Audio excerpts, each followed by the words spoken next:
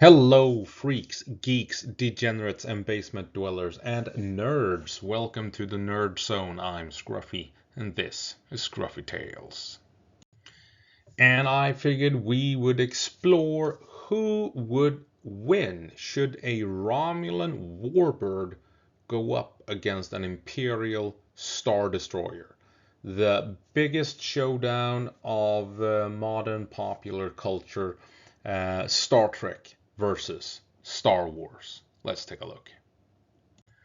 And here we have the two contenders in the green corner, as it were. We have a Romulan Dideridex Warbird, uh, just slightly longer than 1,000 meters, 1 kilometer long in length, 4.3 million tons, and has a crew of 1,100 and carries with it 400 troops for boarding action.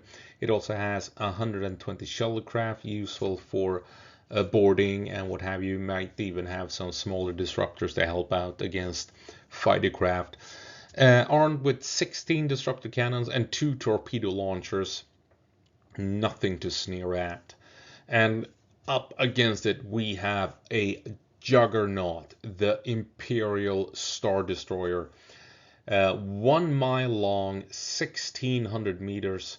So the Dideridex is roughly two-thirds the length of the Star Destroyer. But take a look at this. The Star Destroyer is 40 million tons of weight. The Dideridex, of course, has a huge open gap in the middle of it. It's built around this open space. The Star Destroyer is not. It is a solid piece of metal, more or less.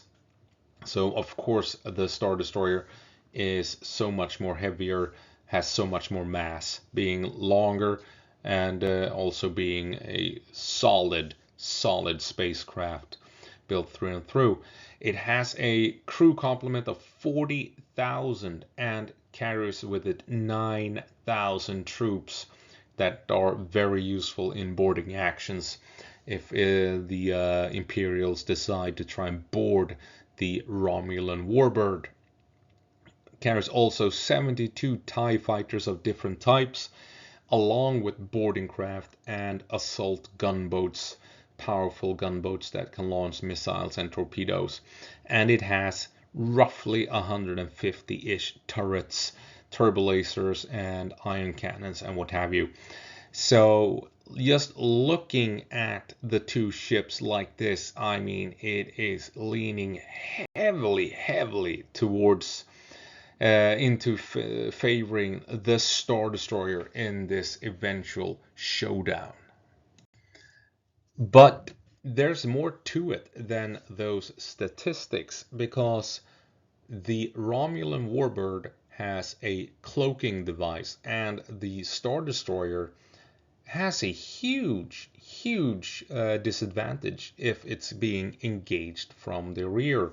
Hardly any weapons protecting its rear, and the rear is basically just a giant engine compartment. There's nothing here to protect the Star Destroyer from being attacked from behind. Some turrets maybe, but nothing that could actually protect it. So the Romulans could just run circles being cloaked around the Star Destroyer and engage it from behind at its own leisure, using its disruptors, using its torpedoes, until the Star Destroyer no longer had any shields to the rear, and then the Dideridex could take out the engines quite easily.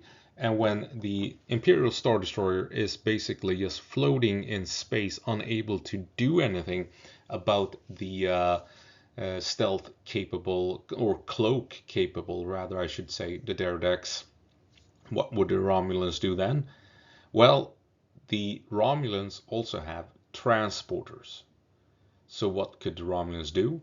Well, they could transport bombs, torpedoes, explosives onto the Star Destroyer and blow it up from the inside, ignoring all the heavy armor, bypassing all the protection on the Star Destroyer and transporting explosives onto the bridge, into crew quarters, into the engine section, and just blow up the Star Destroyer from within.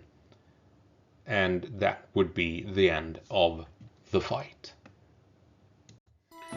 And well, there you have it. Not much else to add, I think. The Romulan Warbird is a superior vessel to that of the Imperial Star Destroyer, based on the extremely advanced technology available to the Romulans compared to the Imperials. So it's no contest. The Warbird will destroy the Imperial Star Destroyer. And with that, I hope I'll see you in the next one. Bye.